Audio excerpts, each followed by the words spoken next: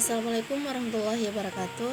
Saya Nurul Bahja Hashim ingin menjelaskan mengenai tentang keseimbangan cairan elektrolit dan asam basa. Baik, terdapat pada gambar-gambar ini bahwa sebagian besar tubuh manusia itu mengandung air 60% dari berat badan tersebut, serta 40 liternya itu terdapat pada cairan tubuh. Terbagi dua, ada dalam intraseluler dan ekstraseluler. Di dalam intraseluler itu sel ada 25 liter, di ekstraseluler itu 15 liter.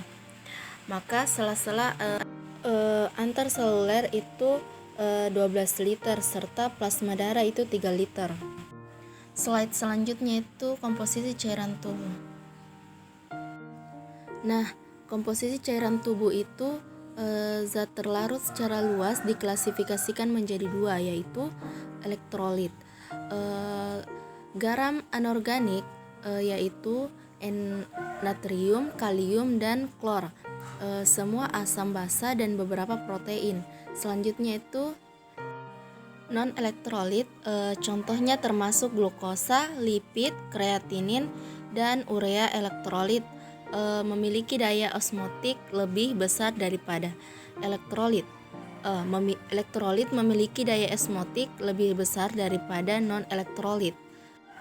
Nah, oleh karena itu elektrolit memiliki kekuatan terbesar untuk memindahkan cairan. Maka air bergerak menurut gradien osmotik. Nah, teman-teman sudah belajar kan di bagian mineral, di situ terdapat pada dalam sel dan ada juga terdapat pada luar sel. Itu semua untuk menjaga keseimbangan cairan. Cairan ekstraseluler, kation utamanya itu adalah natrium, sedangkan anion utamanya adalah klorida. Terdapat pada cairan intraseluler, kation utamanya itu terdapat pada kalium, dan anion utamanya itu terdapat pada fosfat. Maka peran dari pompa kalium serta dan natrium untuk menyeimbangkan cairan di dalam serta di luar sel. Selanjutnya kita membahas mengenai tentang keseimbangan cairan. Maka terdapat pada asupan cairan dan pengeluarannya. Cairan yang keluar dari tubuh per hari adalah 2 liter, 1500 ml atau 60% dari urin, 700 ml atau 28% dari paru-paru, 200 ml atau 8% dari keringat.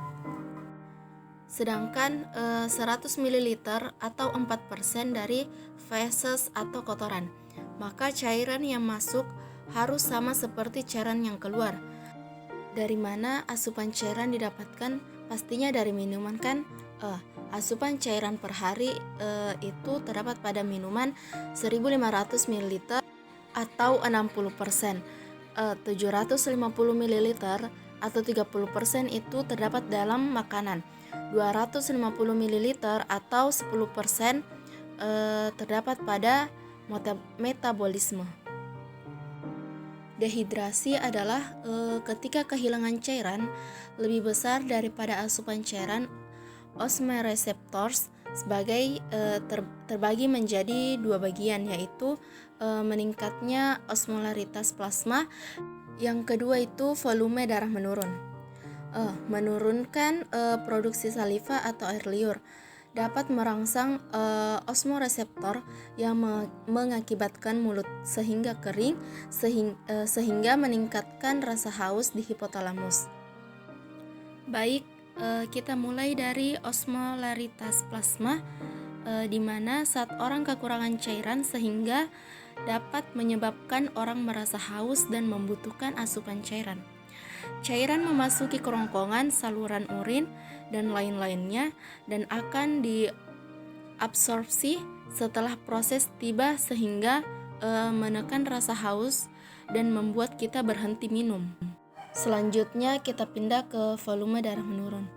Menurunkan tekanan darah dan akan merangsang juctal general cell Kemudian di dalam ginjal merangsang terjadinya mekanisme hormon renin yang nanti akan merangsang angiotensin yang nantinya melepaskan hormon angiotensin 2.